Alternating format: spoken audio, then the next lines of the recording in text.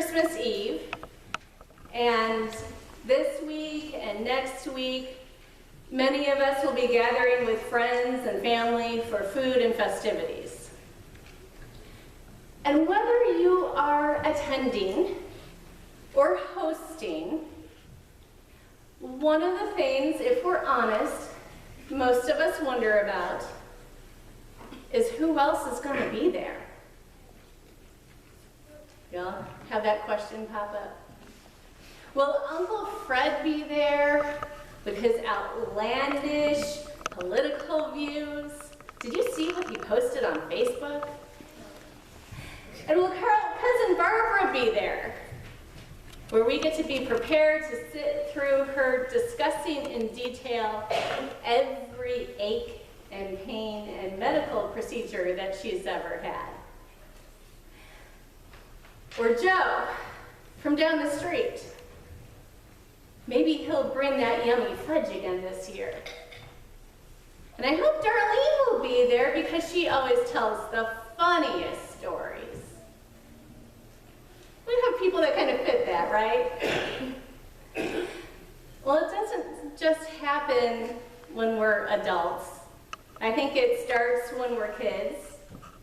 When we're invited to a birthday party, usually after finding out how old they are and where the party is, we want to know who else is coming. Will the cool kids be there? Will there be anyone else that I know?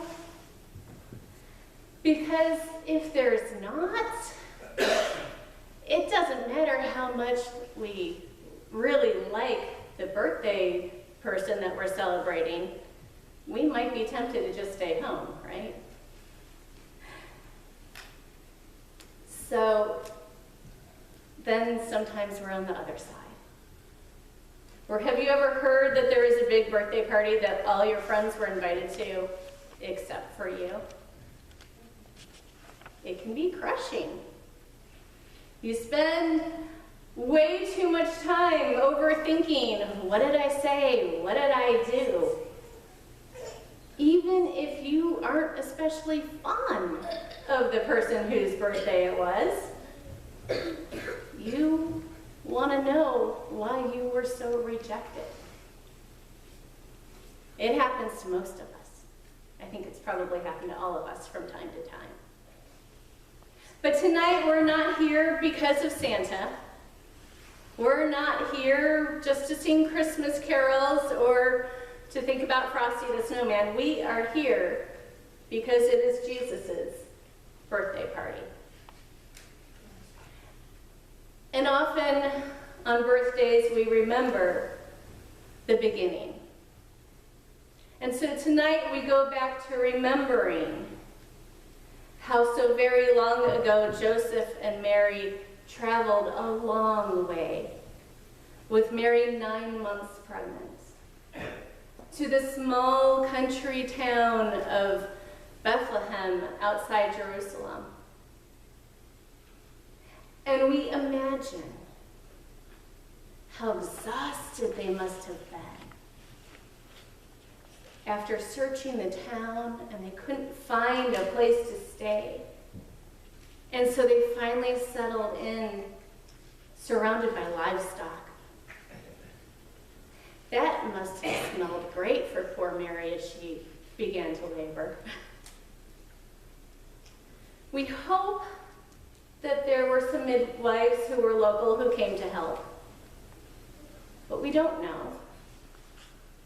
What we do know is that this small, brand new family was far from home, in the most humble of circumstances, when Jesus entered the world.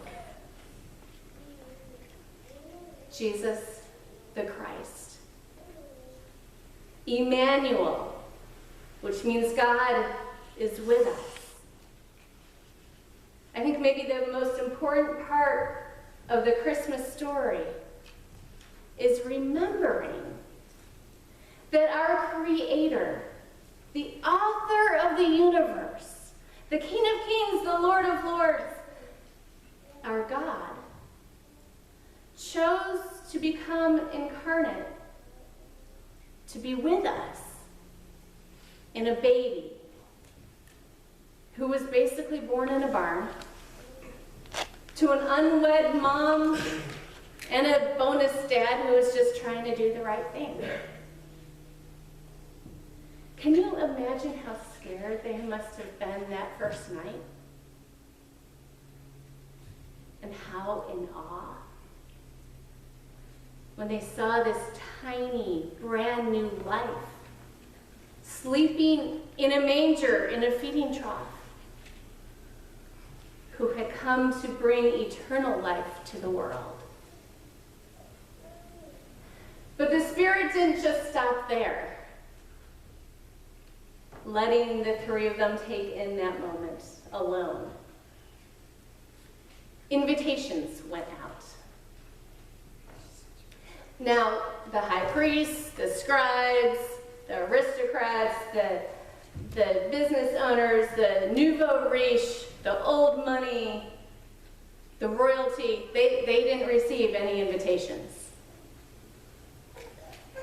Instead, the angels went to the lowest of the working class, to the bluest of blue-collar workers, to people who, if they entered Neiman Marcus to buy a baby gift, the sales clerks would probably sneer at them.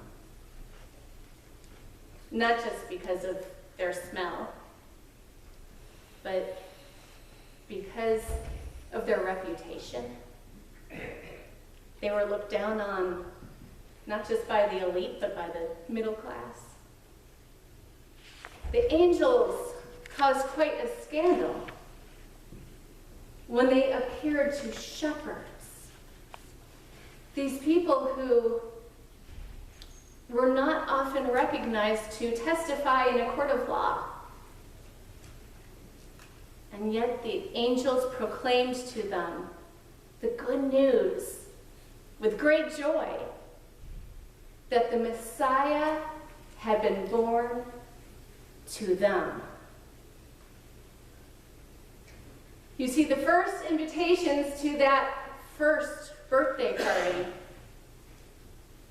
went to people who might not have made it on our first draft of our guest list.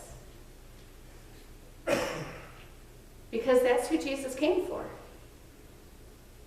Jesus didn't just come for those who appear to have it all together, who are at the top of their game. Jesus came for those of us who are sometimes a mess. For those of us who are broken. For those of us who have reputations we can't seem to redeem. For those of us who don't have many designer labels.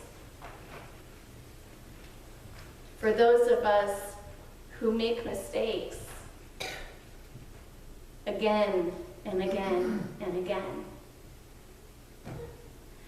God came to be with those of us who struggle with health, with grief, with self-worth, with our past, with our present.